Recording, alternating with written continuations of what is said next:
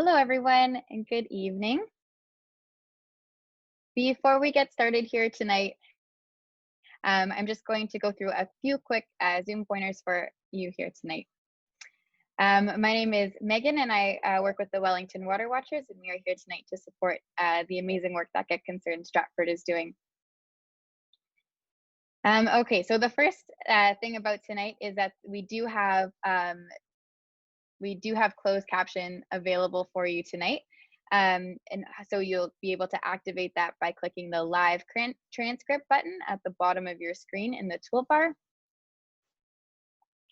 And the next is that to just let you know that you have been muted tonight, but we really would love to hear your voice. So we invite you to use the chat box, which you can also find at the bottom of the screen here tonight.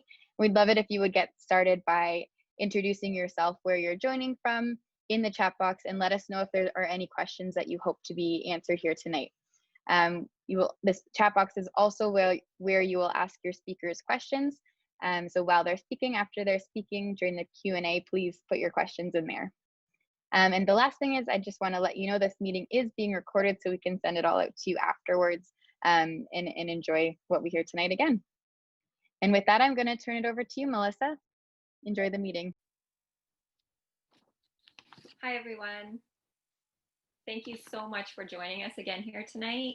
We just announced this meeting on Monday, and we've already had 350 RSVPs for tonight. This community is engaged, it's organized, and it's mobilized.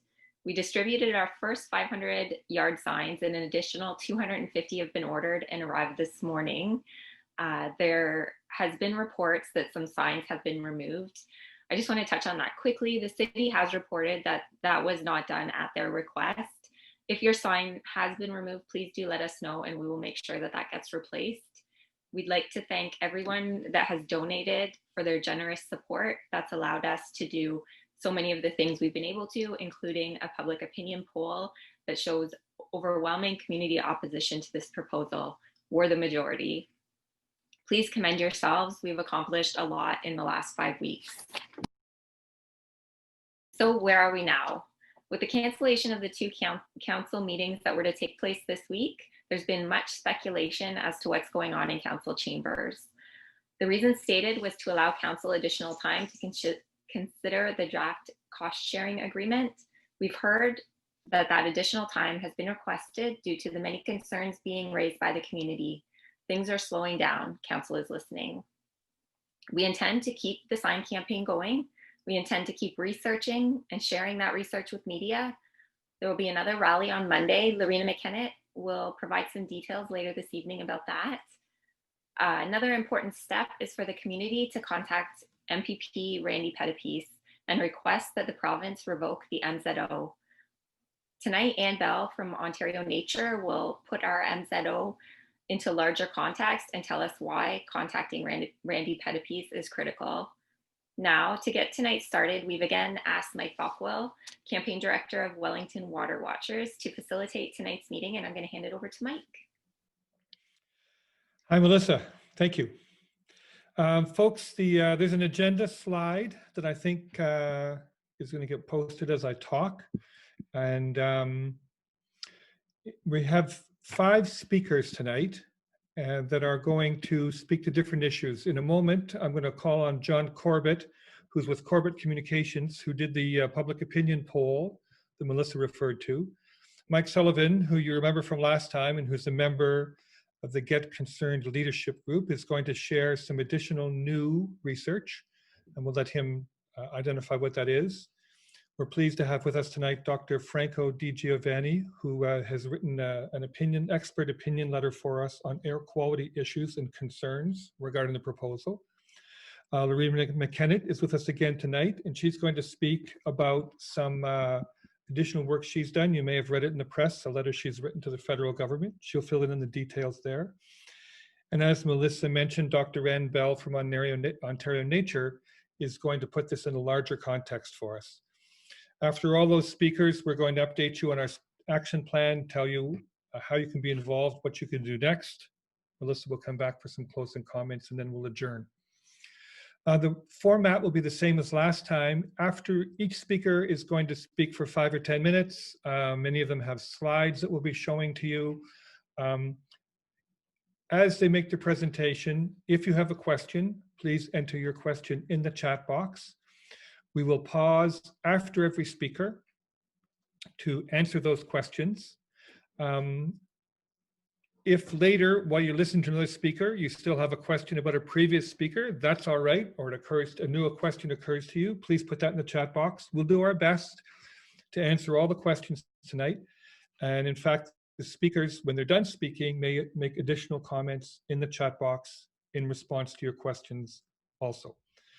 We think we've got an interesting agenda planned for you tonight. We think we've got enough time to do this without having to rush. And as Megan mentioned, we're recording the event.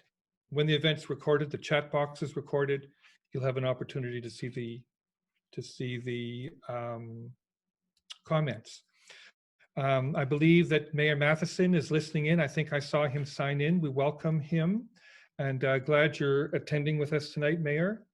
And without much further ado, I'm going to call on John Corbett. I'm going to ask John to turn his microphone and his video on.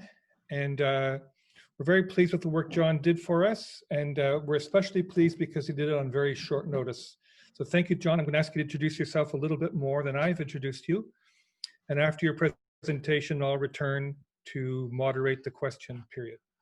Are you there, John? Yes, thank you, Mike. My name's John Corbett. I'm with John Corbett Communications in Toronto.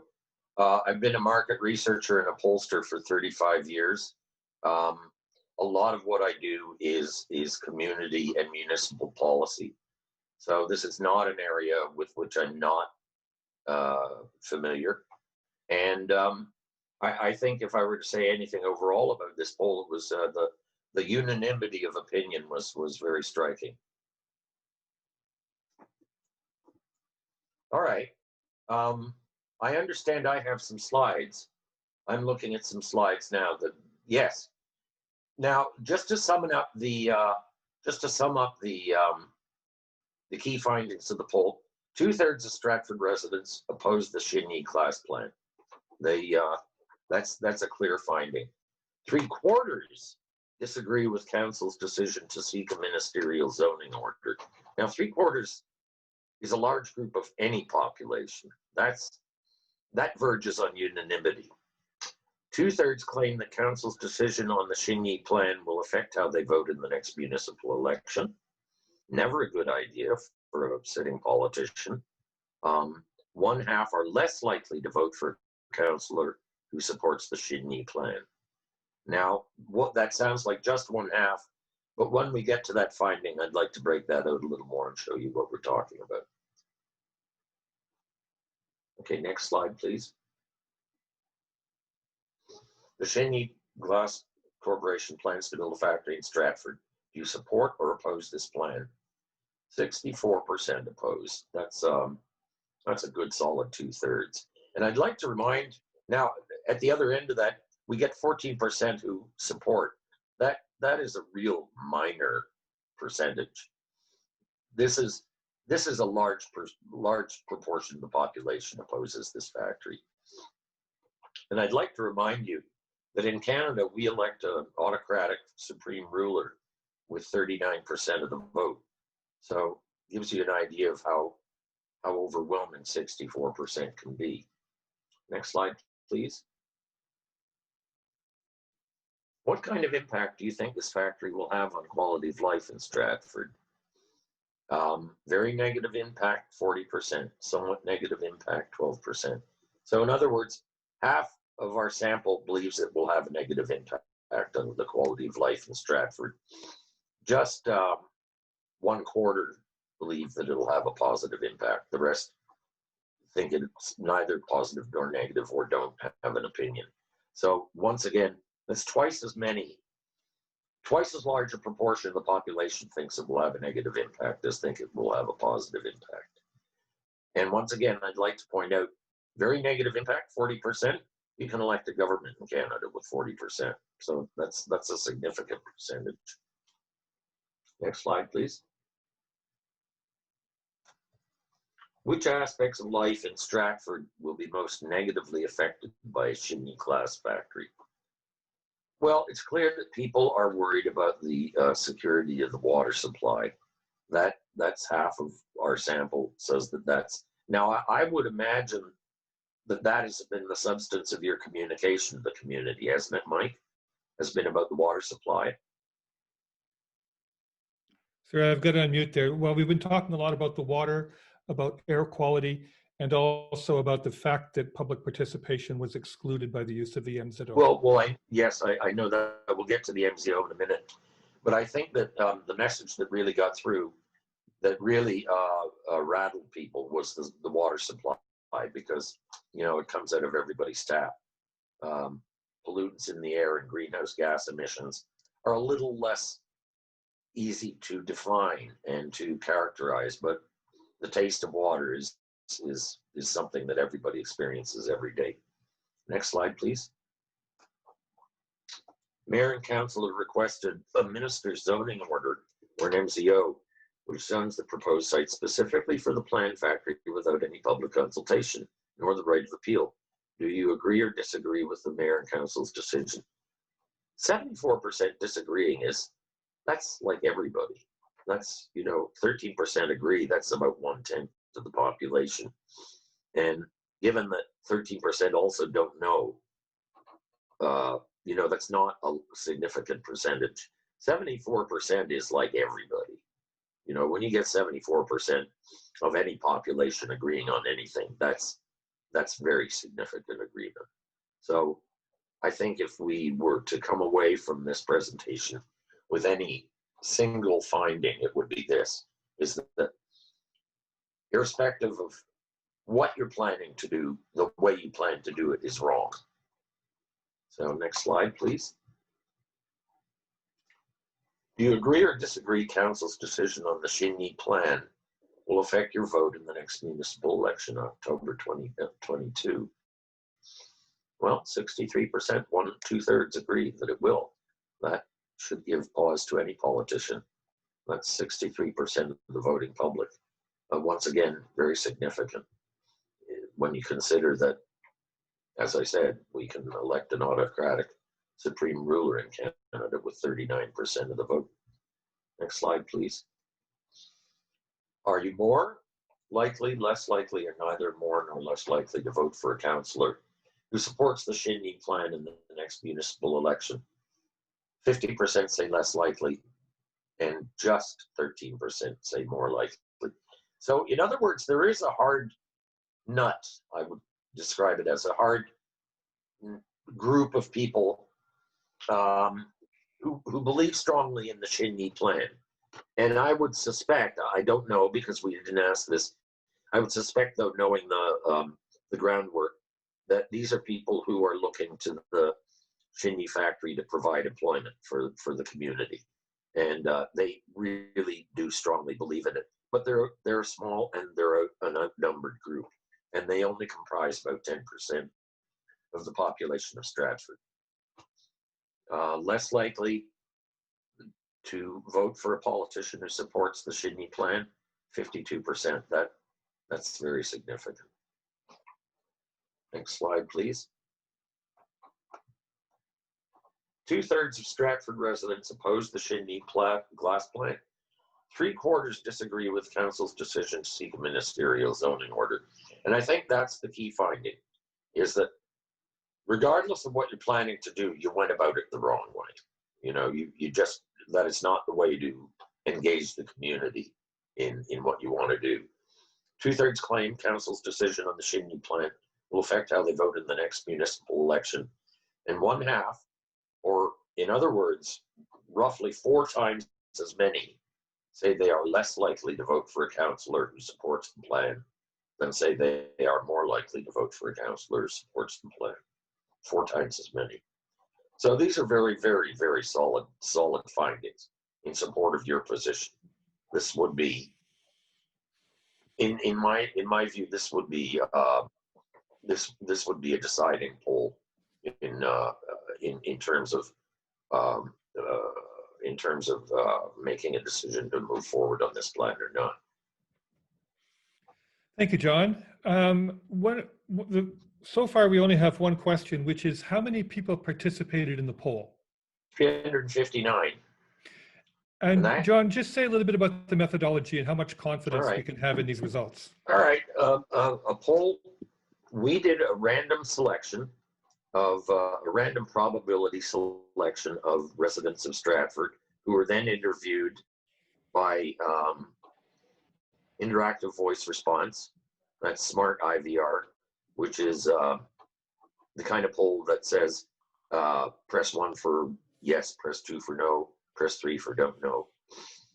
Because that is a random probability selection, you can assign a margin of error to these results, which you can't do with an online poll. You can't do with a internet poll.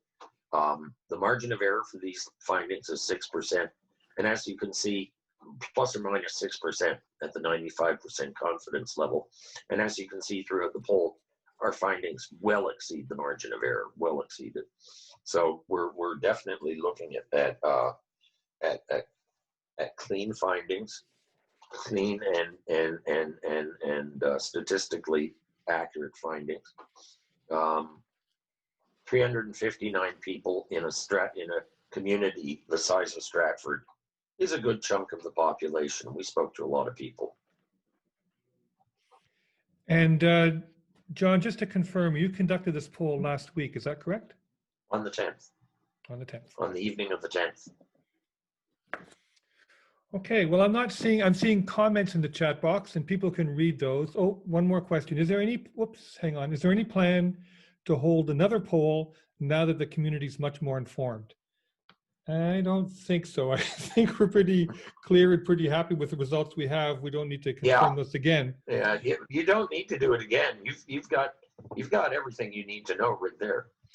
In fact, to be honest, I was, these are finer points of municipal policy that don't often engender a unanimity of opinion.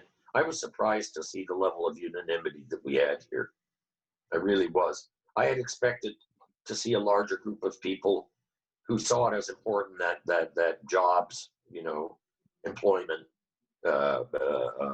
economic growth were not compromised, but that's not the case here. Clearly, quality of life is the most important thing, the most important factor in people's decision. So 2 more questions in the poll in the chat box, John, and then we're going to go to the next speaker. The first one is, it's kind of I think it's a rhetorical question, but I'll ask it anyway. Would we need more participants in order for this to be more accurate? So if we had 10 times as many people answer the poll, how different would the results be? The results are going to be the same. The point of a margin of error is that if you asked everybody in Stratford these questions, everybody, their answers would be within plus or minus 5% of these findings, 19 out of 20 times asking them. That's what it means when you say at the 95% confidence interval. 19 out of 20 times asking every single person in Stratford, their findings would be within 5% of this. So by increasing the sample size, you're just reducing the margin of error. You're just saying that if we went for 1,000 people in Stratford, for instance, your margin of error would be 3%. Then you're just saying that if you asked everyone in Stratford the same questions, their answers would be within 3% of these 19 out of 20 times. You're already beating the margin of error. You don't need a smaller margin of error. You really don't. You're beating it by a factor of 2 and 3 and 4. And I know I'm going to ask you for a simple answer to the next question. I know you could give us a deep scientific answer, but yes, right. According to the road sign, the population of Stratford is 32,000. So doesn't your sample seem very small? How does that work? No. We regularly poll the nation. Responsible pollsters, the ones you read in the paper every day, are polling the nation on samples of 1,500 to 2,000 interviews.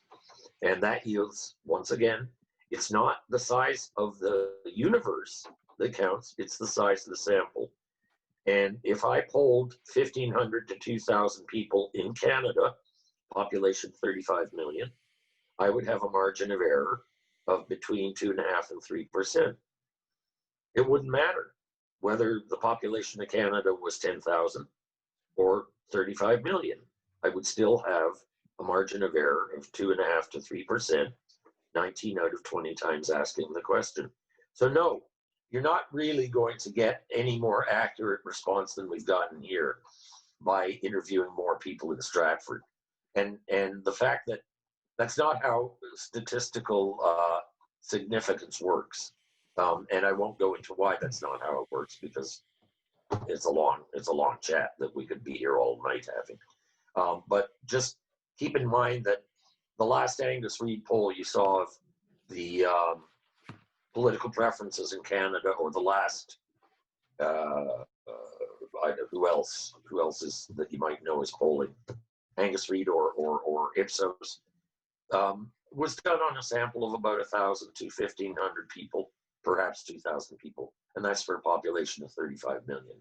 So you can see that those polls are, in Canada, we poll well. We're unlike the United States, where there's a lot of polarization and different regions differ from each other in their opinions a great deal. In Canada, we tend to be very good at polling, and that sample size is perfectly adequate for a town the size of Stratford. Thank you, John. There's a question in the box from Rowan Honeywell that says, what's the price tag on a poll like this? And we're not going to answer that question here, Rowan, for a variety of reasons. But the poll was paid for by Get Concerned out of the money that we raised at our meeting last week. And at the end of this campaign, whenever that turns out to be, we will publish an income and expense statement at that time. So thank you very much, John. You're welcome to stay with us for the rest of the evening if you wish, for as much as it interests you. And I'm going to call on Mike Sullivan now. If Mike, you'll turn your video on and unmute yourself. You've got some updates for us. Hi there, everybody. I thank you again for coming to this meeting on short notice. It shows me just how concerned and engaged the city of Stratford is. I love it. I want to start with greenhouse gas emissions. Xinyi has been less than forthcoming, and in fact, not forthcoming at all, with how much greenhouse gases will be emitted. The only document that shows it is actually not on any of the documentation that was given to the city. It's on Xinyi Canada's website, and it says it will emit 0.45 megatons, or 450 million kilograms of CO2. Now, the city of Stratford in total is probably 360 million kilograms, or 0.36 megatons. And so this plant will more than double Stratford's GHG emissions. The city council has posted a number of the questions you all asked of council, and we asked of council on November the 16th. And they reposted them just last week. And one of the questions was, how much would the greenhouse gas emissions be? And Xinyi completely ducked the question. They didn't even answer it on the city council after city council expressly asked that question. The bottom line is Xinyi is not forthcoming, and the city council still doesn't have an answer specifically from them unless they go to the website. Next slide, please. This is the drawing of the oil storage tank factory at the oil storage tank at the factory, and it is huge. Now you're wondering, why are we storing oil here?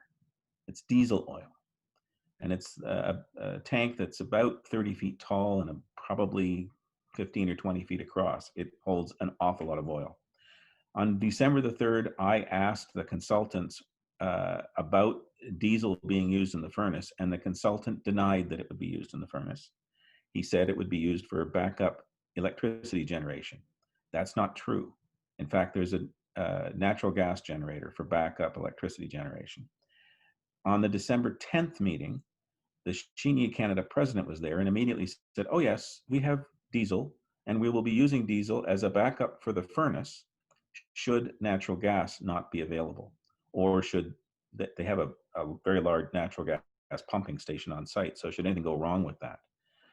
The problem is their emissions report does not include any use of diesel.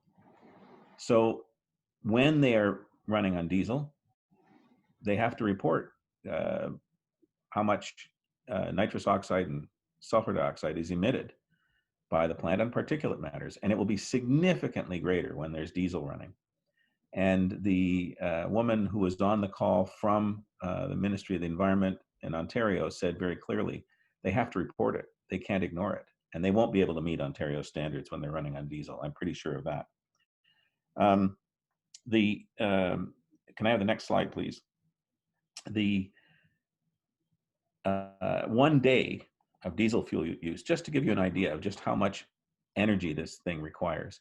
Assuming that that diesel, and again, it's an assumption because I have to do this by making calculations, at the same efficient rate as natural gas, it will require 378,000 liters for 1 day's use. So you could drive 100,000 diesel cars about 60 kilometers each with that much fuel. And the other thing is burning oil in a furnace produces 6 times the nitrous oxide and produces significantly more sulfur dioxide and about 28% more greenhouse gases. Now, Xinyi intends that this diesel furnace not be used very often. I understand they think of it maybe once a year, but even that once a year is a lot, and it is a lot of fuel. Can I have the next slide, please? The other thing that has happened today is that the Minister of Municipalities, Steve Clark, announced that he was allowing the public to comment on his new powers in Bill 197. And that's because environmental groups are suing the government over their failure to follow the law by not providing the public with the ability to comment on Bill 197. Those of you who were at the rally remember David Crombie talking about the exorbitant powers the minister gave himself in Bill C-197, including taking away the right of conservation authorities to actually conserve our province. So he's done this, and some people said, well, does this mean there's a 45-day lag? No, he hasn't done anything to the powers that he has granted himself. Those powers are still enacted, they're still in the law. He is trying to backdate consultation to satisfy a lawsuit against him, and he won't win. Can I have the next slide, please? Speaking of accountability and transparency, this is the City of Stratford website that says the City of Stratford is committed to conducting business in an open, transparent, and accountable manner, and has embedded these principles in our various policies, practices, and procedures. We make every effort to provide you and the community with as much information as possible, except when it comes to the Xinyi plant. And a real good example of this is the fact that when they released the answers to the questions last Thursday on the City of Stratford website, one of the pieces they raised was the fact that they had signed a non-binding letter of intent with Xinyi in November of 2018. That's over 2 years ago, and it's been secret since. Well, it's not secret anymore because it's on the City of Stratford website that they have signed this letter of intent. So as soon as I saw that, I sent a note to the clerk saying, can you please tell me which meeting this letter of intent was agreed to by the council? And what I got back was that I would have to seek that information through a Freedom of Information request.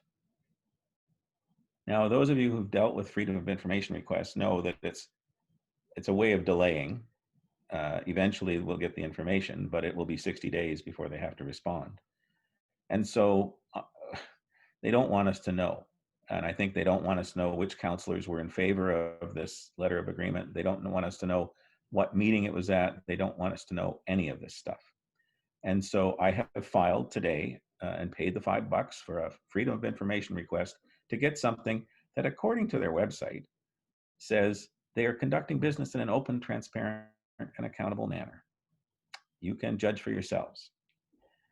Can I have the next slide, please? Oh, well, I guess they got the wrong slideshow. So there is another slide on the second one I sent a little later. The other thing that we have to report is that we have spoken to the Chippewa of the Thames First Nation. Now, these are the Indigenous folks whose land ultimately is where Stratford is. And they have certain rights under our Constitution. Article 35 of our Constitution requires that they be consulted, and that whenever anything major is going to happen to what used to be their land, because it is still their traditional land. And what they've told us is that they've just found out about this, and that they will be conducting their own internal consultation protocol. On their website, it has a long list of what that protocol contains, including that they want documents from whoever is putting this forward about exactly what will be the impact on greenhouse gas emissions. We still don't have that from Xinyi, and the natives, the Indigenous folks, want that as well. The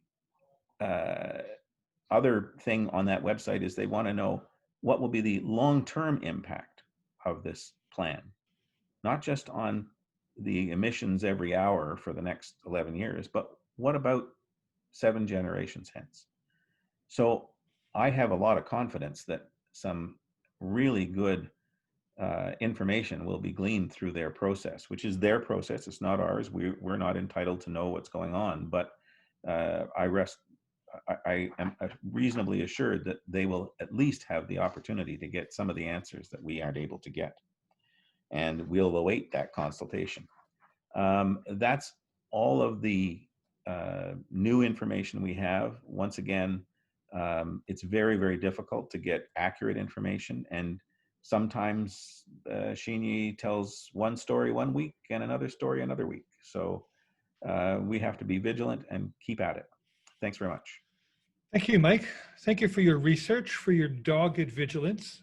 We've got a couple questions here. The first one is, do the planned increases to carbon tax make electricity more viable as an option to heat the ovens? The planned increases to the carbon tax will change the profitability of this plant undoubtedly. It doesn't yet reach Ontario's electricity costs, but it's way closer.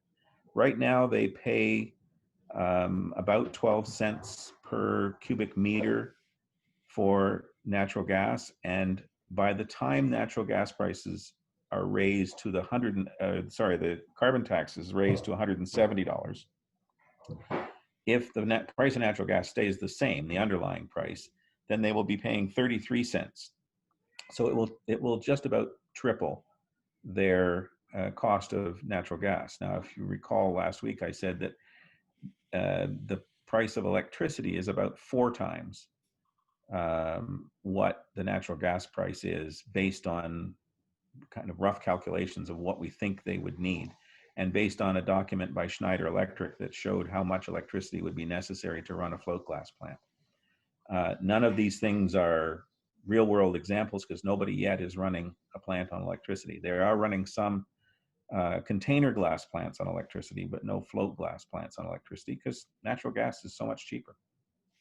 Mike, you mentioned a non-binding letter of agreement, and somebody asks who signed it.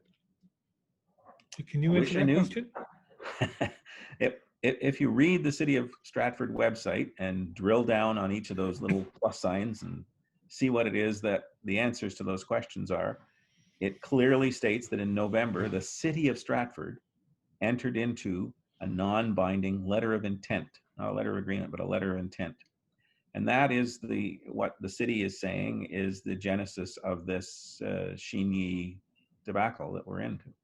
So who signed it? I presume it was the mayor on behalf of the city of Stratford, but the website clearly says it was the city of Stratford. So I presume that there was a council meeting at which the councilors voted to do this. And that's why I've asked to see the minutes of that meeting. Thank you, Mike. We're going to call now on Dr. Franco DiGiovanni, and Get Concerned reached out to Dr. Giovanni and asked him to assess the air quality reports that we have to this stage for his opinion on both. I'm going to let him say more about this than me, just so I don't get it wrong, but to assess the method they used and to comment on their findings. We've also asked him to speak briefly about particulate matter and potentially what we might expect as a dispersion, the scope of dispersion from a 300-foot smokestack. I'm very pleased Dr. Giovanni is here. As I've mentioned, I work with the Wellington Water Watchers. We work with a number of communities on a variety of environmental issues dealing mostly with water, but which means helping communities fight aggregate extraction. And Dr. Giovanni is working with us on another project. He's very knowledgeable and a good communicator. We're very pleased and lucky to have him with us. And Dr. Giovanni, I know that you had prepared some remarks, but if there's anything that Mike said about diesel, for example, and the greenhouse gas emissions that you feel like adding into your comments, we would welcome those. So Franco, over to you. Okay, thanks very much, Mike. And thank you for inviting me to comment this evening. I'm going to be talking about air quality aspects of land use compatibility assessment, which is normally part of the planning process. But in this particular case, the planning process seems to have been diverted through this ministerial zoning order. It's the first time I've come across a ministerial zoning order, and it seems to provide permission to over and above and ignore a process that's followed in all other land use planning applications. Can I have the next slide, please? Just to give you some background on myself, I have a PhD in atmospheric dispersion modeling. I also completed a postdoctorate at the University of Guelph and held a Canada Natural Sciences and Engineering Research Council visiting fellowship at Environment Canada. I've worked for 25 years in regulatory air quality impact assessment in Ontario, across Canada and around the world. And I'm also licensed in Ontario as an engineering practitioner. Next slide, please. I've been retained by Get Concerned Stratford to review the air quality study released by the proponent, namely the land use compatibility assessment conducted by the proponent's consultant, marked as a draft document and dated 26th of September 2019. Next slide, please. By way of introduction, land use compatibility is normally accounted for and considered as part of a rezoning application, and it's a concept that planners are expected to adhere to in their planning decisions. And that's meant to ensure that different land uses, different adjacent land uses, do not cause each other environmental problems. This is separate from other compatibility issues that planners must also account for, such as traffic planning and so forth. The core requirement for environmental compatibility is enshrined in the Provincial Policy Statement, or PPS. Next slide, please. This section of the Provincial Policy Statement applies to land use compatibility and indicates that major facilities and sensitive land uses shall be planned and developed to avoid, or if avoidance is not possible, minimize and mitigate any potential adverse effects from odor, noise, and other contaminants, minimize risk to public health and safety, and to ensure the long-term operational and economic viability of major facilities, in accordance with provincial guidelines, standards and procedures. I'll mention at this point that the adverse effects definition used in the provincial policy statement follows the same very broad definition as in the EPA and goes beyond just nuisance issues and includes human health and ecological impacts. The requirement to assess for adverse effects is the key issue here and has a very specific meaning in terms of air quality studies required. And I'll mention that in a later slide. Next slide, please. However, in the document that I was asked to assess, the proponent has not carried out a quantitative study of air quality impacts, but rather stated an intention at a later stage and after planning approval has been granted to conduct an air quality study as required for provincial permitting. However, air quality studies meant for provincial permitting are not complete enough to test for adverse effects and therefore not the appropriate study type to use here. In other words, that type of study is not appropriate for land use compatibility assessments, which are normally required as part of the normal planning process. Next slide, please. The reason that those types of permitting air quality assessments are not appropriate, and those types of air quality assessments can include environmental compliance approvals, ECAs or EASAs, is that in general they don't account for baseline air quality, that's pre-existing air quality in the area, and only assess the incremental air quality impacts of a proposed facility. So in essence, exposure to the actual air quality levels, resultant air quality levels in the local community will be underestimated for many contaminants because pre-existing air quality levels are ignored in that type of a study. In fact, the adverse effects test is more suitably met by the type of air quality assessment conducted for environmental assessments, where cumulative air quality is assessed. Next slide, please. So just to sort of hammer this home, the Ministry of the Environment recently confirmed themselves that an air quality assessment under the permitting regulation OREG 419 is not a complete test for adverse effects. And again, this is the type of air quality study that Xinyi's consultants are proposing to do at a later date. The Ministry of the Environment adopted amendments to guidance documents in 2018 governing air assessments for permit applications, and the red line copy of the introduction to the procedure document, the guideline document shown here, indicates that they used to claim that the permitting protected against adverse effects, but not anymore. It now says that permitting fits within their air management framework, a framework that is not available to planning decisions. So they no longer claim that that type of an air quality study protects against adverse effects. However, protecting against adverse effects is a requirement for municipalities under the provincial policy statement and to conform to the provincial policy statement as indicated earlier, which is a normal and required part of planning for new facilities or new developments in an area. So different tests are required for planning related assessments as opposed to the type of study or the type of test that the proponent has stated that they're intending to do. Next slide, please. So in other words, and to summarize here, the provincial policy statement requires an assessment of potential adverse effects. And when you translate that in what you need to do for air quality, it means you need to account for baseline air quality levels.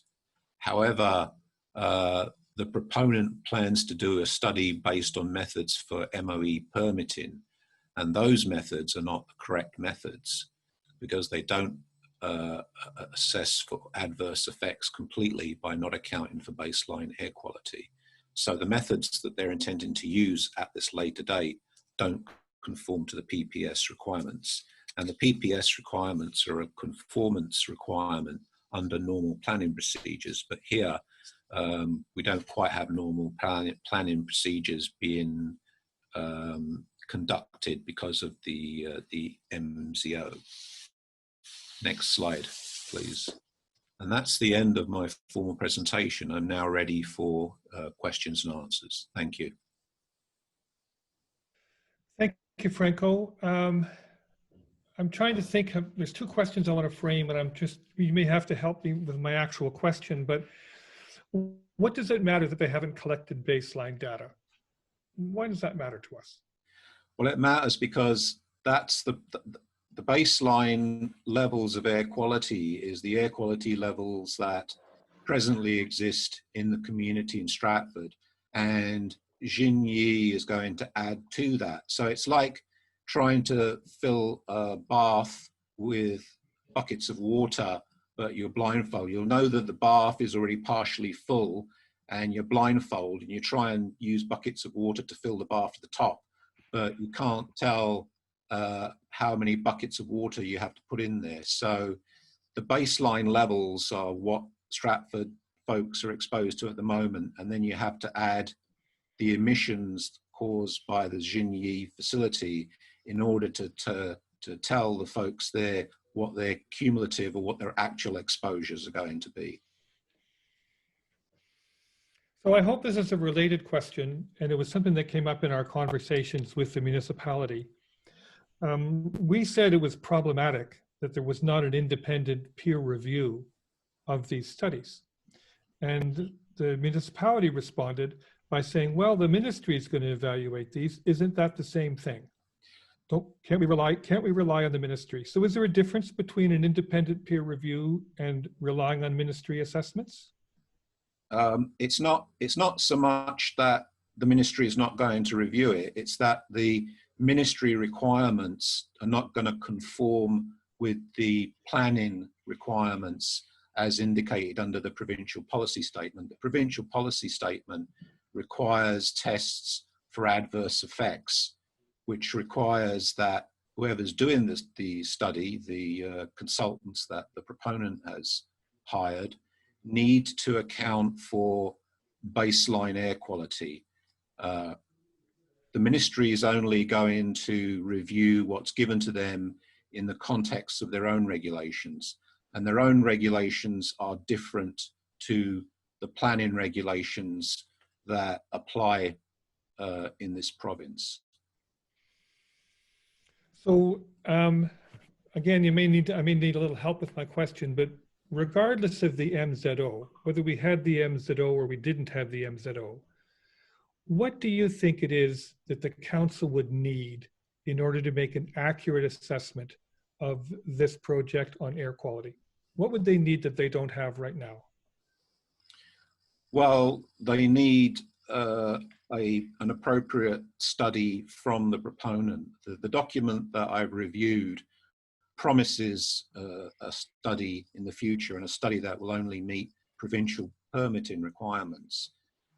They need Xinyi to have done a study that includes baseline air quality, among other things, in order to provide a fulsome account of the effect that they'll have on air quality levels in the local community and potentially health impacts on the local residents.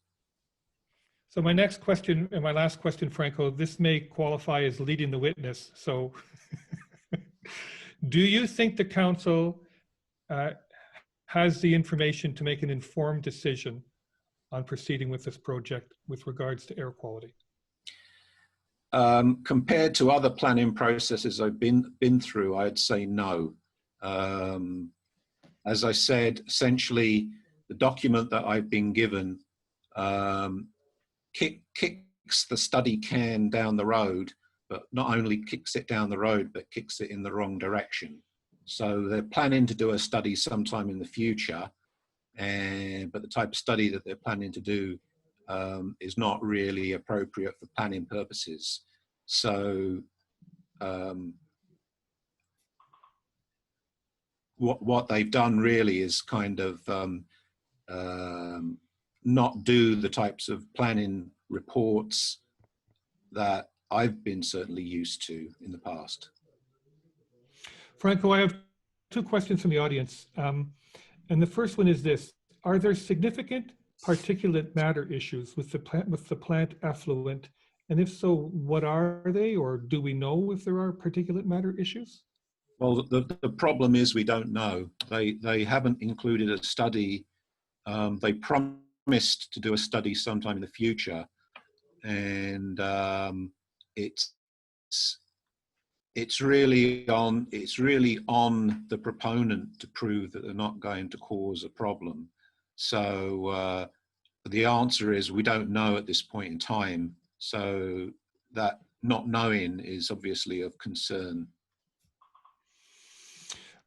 This question, I don't know if this is in your bailiwick or not, Franco, but the person asks, has anyone assessed the odor that the plant might produce and the fact that the plant is southwest of the city?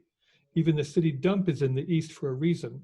So is odor assessment something that could or should be done? That's something that the proponents, consultants have to assess and provide some information on. It's a good question. I don't know, and it's a question that ought to be posed to them in terms of their own reporting. Thank you, Franco. Thank you for joining us. Thank you for this very informative and helpful presentation. There's a couple more questions in the chat box that are of a more general nature, and I may come back to those a little later. Mike, we might bring you back on the stage at the end for a couple of things. But we're going to go next to Loreena McKennitt. Many, if not all of you, will know Loreena. Loreena's been providing inspired leadership every Monday at in front of City Hall with the rallies that have been organized, and she's been digging, and she's done some digging. And Loreena, you're going to tell us about your newest digging, and I think you're going to tell us about the rally coming planned for Monday as well. Have we lost you, Loreena? I saw you on the screen a minute ago. I know you're here. Does that work? There you are. Loreena and I are fellow Luddites. We are old dogs, and we are learning new tricks. So thank you very, very much. It's a great pleasure to be with everyone here this evening. My report will be rather brief. As Mike mentioned at the onset, I had the occasion over the past week or so to speak with a Mr. Pat O'Rourke, and he's a retired lawyer from British Columbia specializing in environmental and First Nations themes. And we had been talking also about some of the security concerns which may be inherent in this project, and felt that the concerns were potentially so significant that we felt obliged to write a letter to Minister Baines to address our concerns. It's quite a detailed letter, and I really won't get into it here in that level of detail, but if anyone hasn't read it and would like to read it, it is on the Wise Communities website. The next thing I'd like to speak to actually is, Mike, you were mentioning about the Chippewa on the Thames. This is another area we've been also exploring. I'm still in the thick of it. One of my first conversations was with the former chief of Chippewa on the Thames, Miss Leslie White-Eye. I spoke with her off and on over the past week or two. I mentioned her in my last rally's remarks. There does seem to be some other information. For example, when the annexation took place, indeed, there was a step to consult with Chippewa on the Thames at that time. It appears that may have been on an archaeological focus.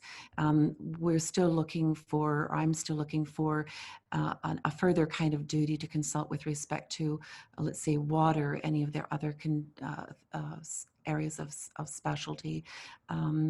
So there appear also to be not just 4 other nations, but 9 other nations to be, and it was referred to with respect to the archaeological side, but there's certainly 4 nations that are downstream within the watershed. And I hope on this coming Monday's rally, to have more information and perhaps some guests that can speak to the First Nations part. One other thing about the MZOs, we continue to enjoy looking at a very detailed spreadsheet of MZOs that were distributed across the province this past year. So we do see the one that appears from Stratford on July 8th, but there are many, many more. And what does seem to be coming forward is that there's a much greater tale to tell. So I think without saying any more, I think that will be revealed in the coming weeks, if not months. And I know that there's a great team of people now focused on that tale. Part of why that I felt that was important to take an examination of that, I thought it might explain some unanswered questions or some inconsistencies in the Stratford tale, and that too, no doubt, will come out in the fullness of time. So the last note I would say is that on Monday, we will be there again at the Market Square at the usual place and the usual time. And I also want to invite people to mark the calendars for January 4th too, because we'll quite possibly be there then too. Thanks very much. Thank you, Loreena. And the rallies have been very successful. They've had a capacity crowd every time of 100, which is what the limit is under the public health guidelines. And Loreena, you and your crew have been doing a good job managing that. And so if somebody wants to attend the rally, you need to register. And if you look in the chat box now, you'll see an Eventbrite link where you can register. And as we say, folks, tickets are going fast. So you can, Loreena is promoting it to her WISE communities list. It's here tonight. We'll check in tomorrow to see how the registration's going. And if there's room, we'll promote it on our list as well. So thank you very much, Loreena. We're very pleased that Dr. Ann Bell is with us from Ontario Nature. And Ann is going to take our very local situation and put it in a bigger context. And in putting it in a bigger context, she's going to tell us why it's important that in the next phase of our campaign, the community contact Randy Pettipies, your MPP, and that you tell him your opinion on the MZO and the glass plant. So Ann, I'm going to call you to the screen. If you can turn on your video and your microphone. There you are. Take it away, Ann. Thank you so much. So I think there's supposed to be a slideshow that put up there. Thank you. Thanks so much for inviting me to present tonight on MZOs. My name is Ann Bell, and I'm the Director of Conservation and Education at Ontario Nature. It's a particular pleasure for me to be on the call, as I was born and raised in Stratford, on John Street, in fact. I went to Avon Public School, King Lear, and Stratford Central. Mind you, that was a long time ago, and I don't get back to Stratford nearly as often as I'd like these days. I'm joining you tonight from my home in Toronto, in the traditional territory of the Anishinaabe, Haudenosaunee, and Wendat peoples, and in the current territory of the Mississaugas of the Credit. My hope is that as we contemplate potential paths forward, we're all committed to working together to protect our lands and waters in the spirit and practice of reconciliation. Next slide, please. For those of you who aren't familiar with Ontario Nature, we are a membership-based charitable conservation organization representing over 30,000 individual members and supporters and over 150 member groups across Ontario, including the Stratford Field Naturalists. Our mission is to protect wild species and wild spaces through conservation, education, and public engagement. Next slide, please.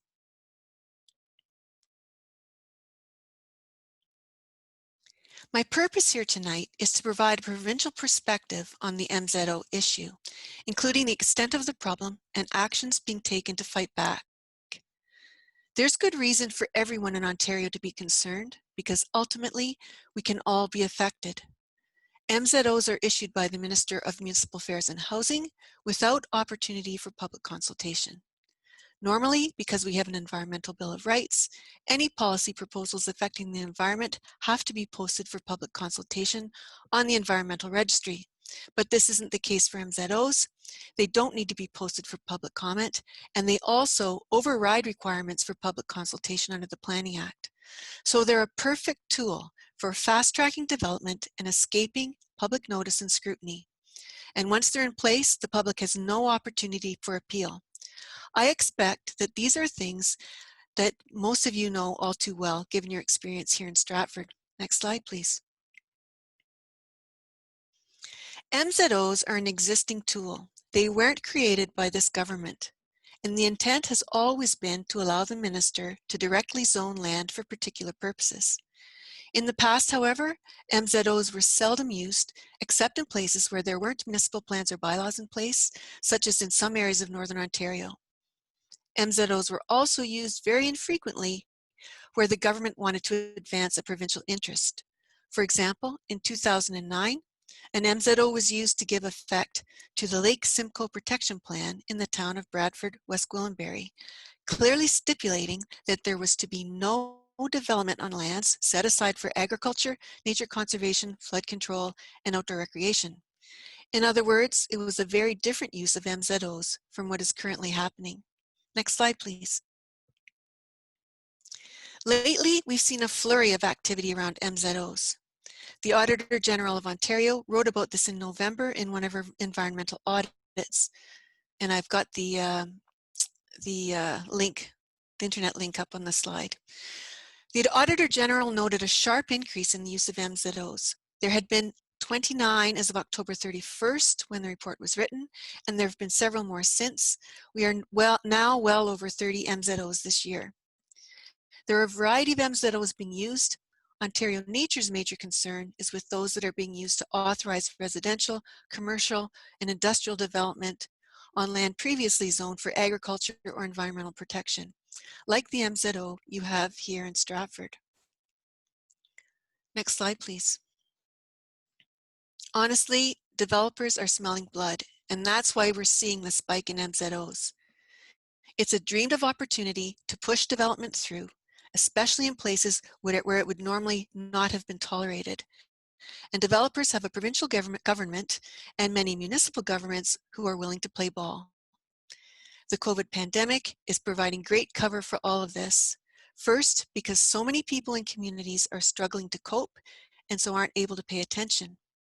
And second, because the development projects going forward are being cast as a means of getting the economy up and running again, and as a way of providing additional housing for seniors who, as we know, have been particularly hard hit by the pandemic. In fact, when it comes to many of the MZOs for residential and associated commercial development, housing for seniors is positioned front and center, deflecting criticism from other aspects of the development being contemplated. I don't know about you, but this leaves me feeling quite cynical. Next slide, please. The result is that places which are protected through provincial and municipal policy are now vulnerable. Perhaps the clearest example is provincially significant wetlands, or PSWs, which up until now enjoyed strict protection from development and site alteration, but not anymore. You see here on the slide a list of MZOs that have been issued or are being requested that will destroy provincially significant wetlands. So then you have to ask, if PSWs are going to fall, what's next? Is nothing beyond the reach of MZOs. Next slide, please. The direction that the government is headed is clear. It has strengthened its hand, though, through legislative changes. In July, at the height of public concern about pandemic, when we were all very distracted, it rushed through Omnibus Bill 197. The bill introduced damaging amendments to some of Ontario's most important environmental laws, including the Environmental Assessment Act and the Planning Act, all without any public consultation and in violation of our Environmental Bill of Rights. Among other things, it expanded the government's powers to use MZOs, as noted by the Auditor General in her November 2020 report. To my earlier point about COVID providing convenient cover, please note the title of this new law. If it's any comfort, and I think this has already been mentioned, we are among the groups who are we, Ontario Nature, are among the groups taking the government to court over the changes in Bill 197, in partnership with other groups and individuals and represented by the Canadian Environmental Law Association. Ours is one of 3 lawsuits going forward against the government on this issue. Meanwhile, also mentioned tonight, breaking news, the government as conducting a public consultation on these changes. And I thought it was interesting, the interpretation that was given as, you know, the government trying to deal with all of these lawsuits that are going forward. Anyway, we will definitely, Ontario Nature will definitely be engaging on this in this public consultation. So I'll be sure to keep Get Concerned Stratford and Wise Communities. I'll keep you in the loop so we can share information and coordinate responses if you're interested. Next slide, please. More recently, and again through another omnibus bill, Bill 229, which you have likely heard about, the provincial government further strengthened its hand with respect to MZOs. It gave itself the power to override conservation authorities and force them to grant development permits in cases where MZOs have been issued. Again, please note the title of this new law. In whose mind is the trashing of conservation authorities a means of recovering from COVID-19? Next slide, please. So all in all, things are no doubt looking kind of dire, which is why your actions in Stratford are so important. You are a shining light for the rest of us, believe me. I was so pleased that you had David Crombie participate in your demonstration on Monday. He's another shining light, and I've quoted him here from the article in the Beacon Herald. You're not alone in this. Many communities across Ontario have been subjected to similar treatment that features a legislative attack on the health and safety of our natural environments and the stifling of public participation in our democratic institutions. The good news is that there's a broad coalition of people and organizations now emerging across the province. They too are fighting back. Next slide, please. You people in Stratford are setting a great example, and I'd just like to say thank you no matter what the outcome. You are doing so much. You're organizing community members, building awareness, gathering information, holding public demonstrations despite the challenges of COVID. You're bringing forward diverse, well-supported arguments that will broaden your public appeal. You've got the support of the Perth County Federation of Agriculture and the intention of local and national media, and you're making sure that elected officials are feeling the heat. All I can say is nice work. Next slide, please. So I just hope you continue what you're doing. And don't forget, as David Crombie said, you are not alone. There are organizations like Ontario Nature and many others who would like to help bring broader pressure to bear on this issue. I can help build connections if you're interested, just ask.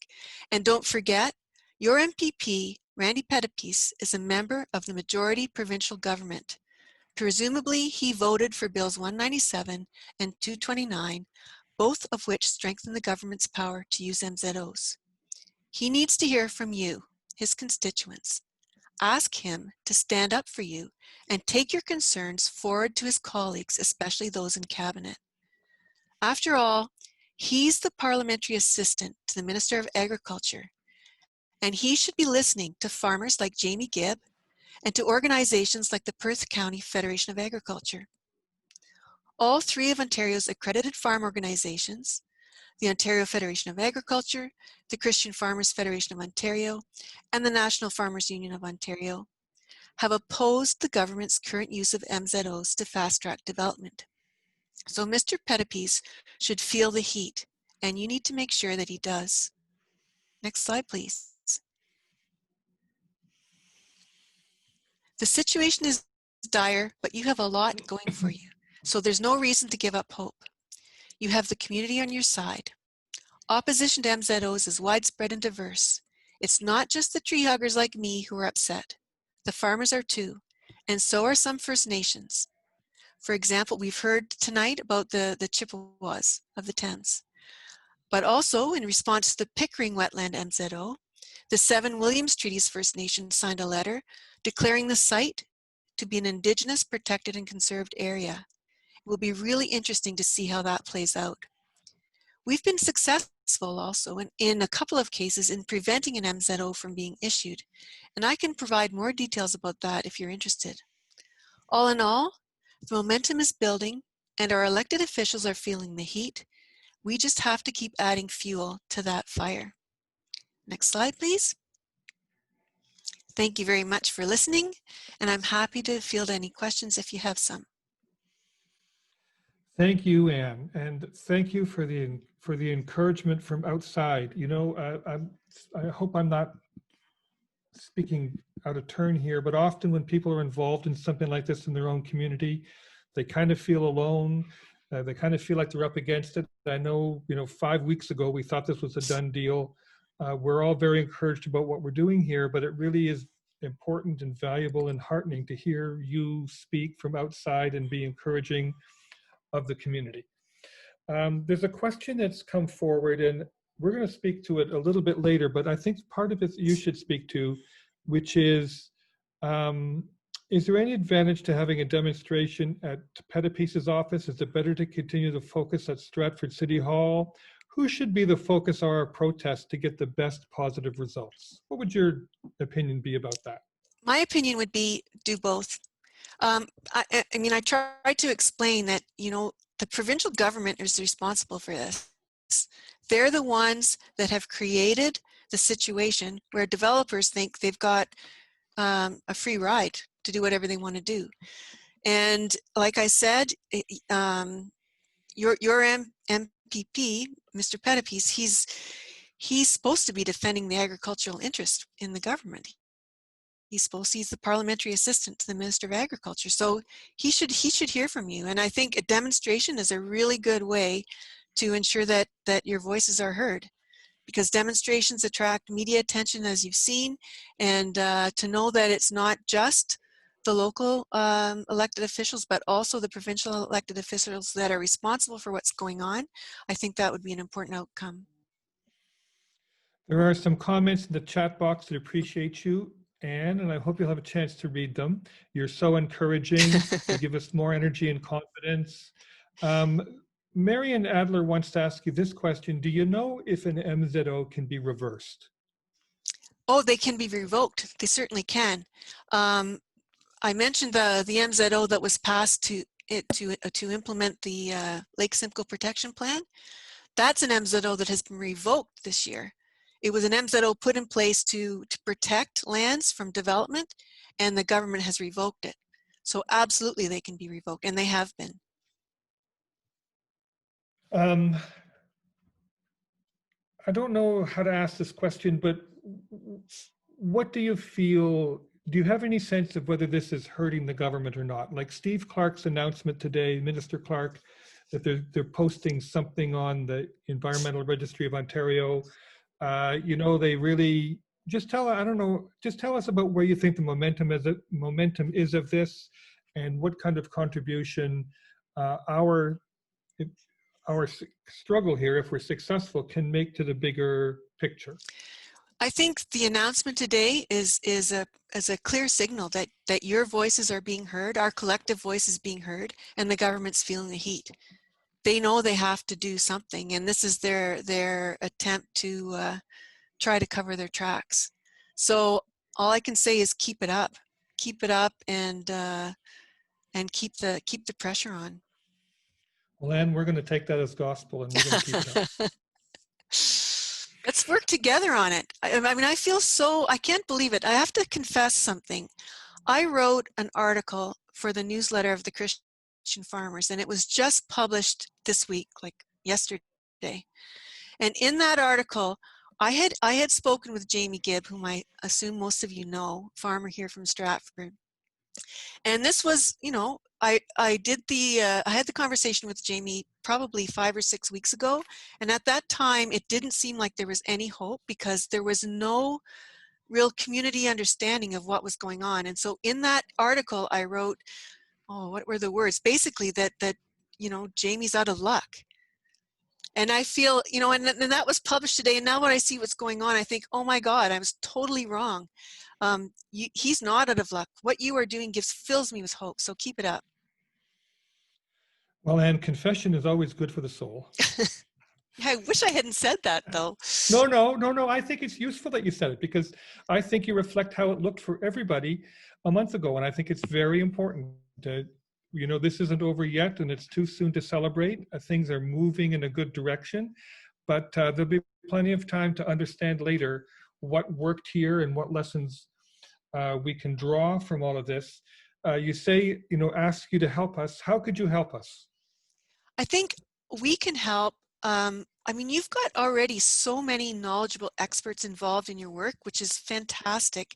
I think we can help along those lines in the sense of we're working with some very strong policy and legal analysts. And so we have that kind of expertise to share. We also are working in coalitions with some very adept strategists. So I think understanding where the Stratford issue fits in this broader picture and coordinating efforts to ensure that we're all, you know, that the synergies are good and we're all working towards the same outcome, that's the kind of thing that we could do. So for example, this posting on the environmental registry, and that posting, comments are due at the end of January 30th, I think. You know, it will be really good if we can drive comment to that. And first of all, we need somebody to do a really good analysis of what the consultation is all about, what we want to get out of it, and then spreading the word, connecting people, making sure that we're all connected and all delivering a strong collective message to the government about what we expect and what we demand. Well, Anne, thank you for your offer of help. We plan to take you up on it. And I think a very specific thing is when you get to the stage of messaging and it's time to submit letters to the environmental registry, let us know and we'll do our outreach here and we'll drive traffic to that site. I just want to amplify a couple of comments from the chat box before I let you go, Anne, which I think communicates everybody's feeling. David McKay says, we're not done yet. And ultimately, this will be part of the 2022 election cycle. Gail says we need to keep fighting, writing, protesting. And Michael Fox, maybe here's a question for you, Anne. Maybe you can speak to this. Has anyone approached the agricultural associations who were in large part responsible for electing the Conservatives for their position on this? Oh, the three accredited ag associations are against MZOs, and they've been quite vocal about it. So yes, I mean, you've got your local Perth County Federation of Agriculture and you know, the Ontario body, the Ontario Federation of Agriculture, Christian Farmers, National Farmers Union, they're all standing up in opposition to this. One of the things I'm most proud of in terms of our work over the past several months is a joint letter that we wrote with those agricultural organizations in environmental defense to the minister opposing an MZO in the Carruthers Creek headwater. So this is out Pickering Way. It was a proposed MZO, and we spoke out against it. And at the end of the day, the government backed down and did not grant that MZO. So it was one of those minor successes. But what made me really happy was that environmentalists spoke out with farm organizations on the same issue. Loreena, I'm going to read out a comment. Maybe you've seen the chat box already, but I think it's a good suggestion that somebody from an agricultural organization should be invited to our next rally to speak. That's a helpful suggestion. Loreena's giving it a thumbs up. Another comment, we have more and more people understanding what this factory is all about and voicing their opinions. The mayor and councillors are hearing and pet a piece too. We just need to keep going. So I'm going to talk about, if we can go to the take action slide. Thank you again, Dr. Bell, for joining us tonight. You've been very inspiring and encouraging, and we appreciate it. We're all in this together, and we're gonna fight this and win this together. We're gonna now talk about taking action, and we're going to get to the Randy Pettit piece in a moment. First of all, there is an online petition. We're at about 1,500 signatures. There is a Stratford Council meeting scheduled for Monday. We'd like to get to 2,000 petitions by then. Mike Sullivan has signed up to delegate at that council meeting, and we'd like him to take a petition with 2,000 names on it to that meeting, pardon me. So as we're talking, I'm going to ask Megan to post in the chat box the petition link. If you haven't signed, you can sign. And we ask you to take some time to write an email to your friends, to your family, to your neighbors, and to say, sign this petition, please. So you can see that link in the chat box now.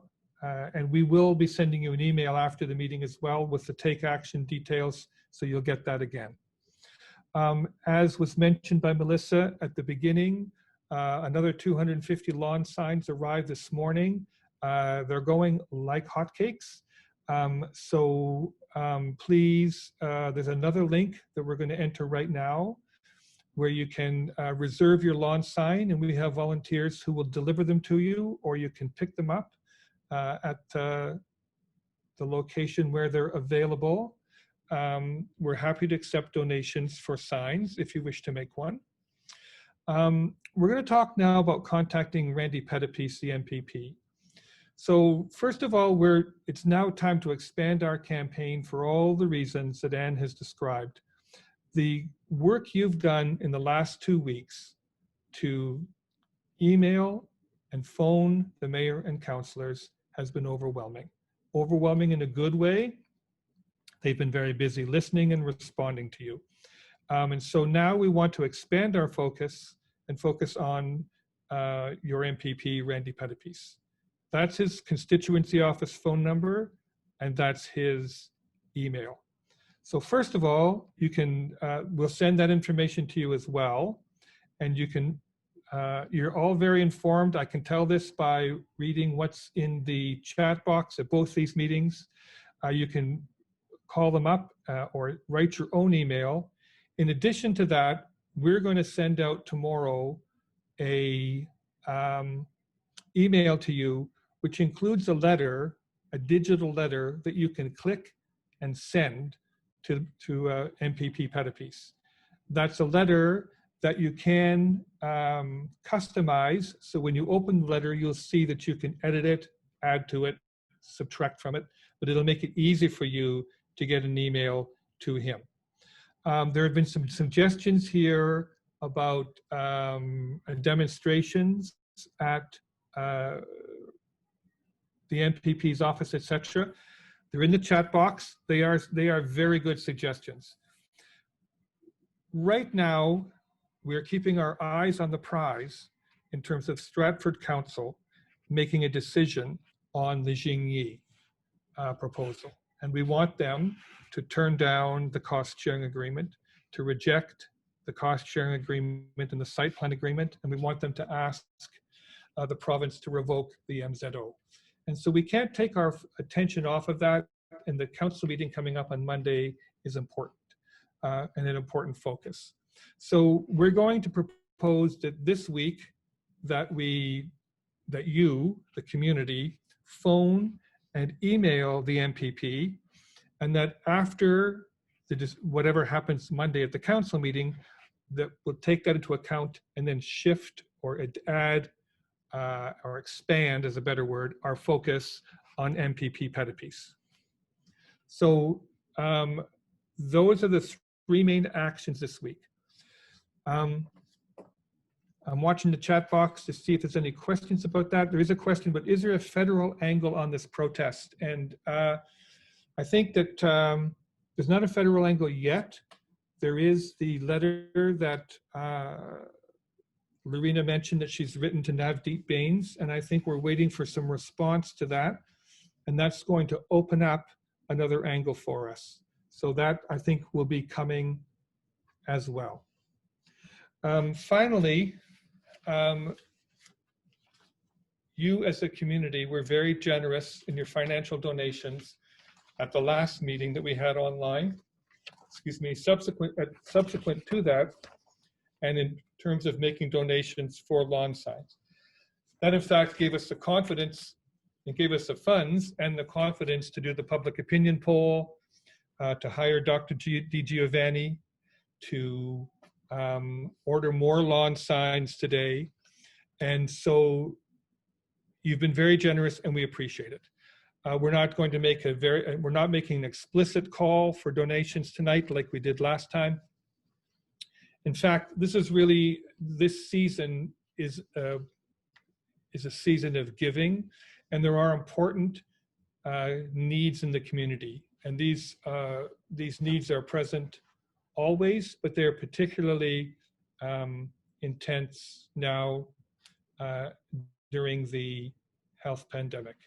And so I'm not from Stratford. I'm from Toronto, and the Wellington Water Watchers are based in Guelph.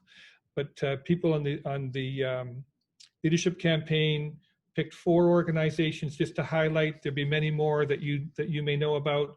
So when you're thinking of your holiday donations, think about Optimism Place, the Women's Shelter and Support Services, the Stratford House of Blessing, the Salvation Army in Stratford, and the Stratford Police Service runs a Toys for Tots program this year. If you're not familiar with those, we'll provide all of the information about these organizations for you to think about. You may have your own favorite places that you support. We've really appreciated you being generous in this during this the time of this health pandemic, and during this season of giving. Your contributions have made a lot of the expenses of this campaign feasible, allowed us to make an impressive impact on council, and we're going to have an impressive impact, I know this, on MPP Pettipies. So if you do wish to make an additional donation after you've considered the other organizations in town that need support, we're still receiving donations. We are going to have to continue this campaign until there's a definitive decision made to reject the cost sharing agreement, to reject the site plan agreement, and to revoke the MZO. I'm getting ready to turn this back to Melissa for closing comments. You'll see that there are comments in the chat box that I encourage you to read those. One thing I'll just bring out here for a second, that it's important we recognize the 3 councillors who voted against the land annexation last February. They deserve our thanks and gratitude. Councillors Ingram, Councillor Vasilakos, and Cody Sebin. And I think there's something just maybe I'm going to add here is there has been very positive, constructive engagement with the municipality on this. And the work that all of us have done has got their attention. And I think it's important that the council recognizes there's an opportunity for them to be appreciated by the community for making the decision that, as John Corbett said, it's almost unanimous, the decision that the community wants to have. And I'm hoping that all of us, not just me, all of us are hoping that the council will see the wisdom of meeting our demands. And if and when they meet our demands, then we're going to appreciate them for listening to us. They may be listening late, but if they listen to the community and do what's right, we will appreciate them for that. Melissa, are you with us? I'm here. Okay, over to you, Melissa. Okay, thanks so much, Mike. First and foremost, thank you to everyone. The speakers were fantastic. All of the information presented was wonderful. I want to thank everyone for attending. Thank you all for your continued efforts and support. We encourage anyone that hasn't already to like our Facebook page, Get Concerned Stratford. Also, if you need leaflets or the PDF to print your own leaflets to hand out in your neighborhood, or if you'd like to request a yard sign, you can email getconcernedstratford@gmail.com to make that request. I'd encourage everyone to reach out to MPP Randy Pettipies to tell him that we would like to have this MZO revoked. And again, I want to say it's not over. I think that's been resounding throughout the comments tonight. It's so encouraging to see people with hope. I want to thank you all for that. It's been wonderful, and have a great night.